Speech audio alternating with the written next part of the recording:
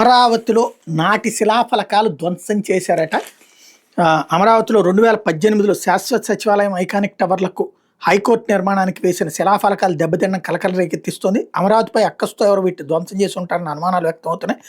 అమరావతి నిర్మాణ పనులకు పునఃప్రారంభోత్సవం జరిగిన మర్నాడే విషయం వెలుగులోకి వచ్చిందట. తుళ్లూరు పోలీసులు దెబ్బతిన్న శిలాఫలకాలను ఆదివారం పరిశీలించి వివరాలు నమోదు చేసుకున్నారు. వైసీపీ ప్రభుత్వం అమరావతి పనులు ఆపేయడంతో 5 ఏళ్ల పాటు శిలాఫలకాలు ఎండకెండి వానకు తడుస్తూ ముళ్ళపొదల్లో ఉన్నాయి. ఉన్నతాధికారుల ఆదేశాల మేరకు సచివాలయం, ఐకానిక్ టవర్స్, హైకోర్టు భవన నిర్మాణాలకు సంబంధించిన శిలాఫలకాలను పరిశీలించి వివరాలు నమోదు చేసుకున్నాం.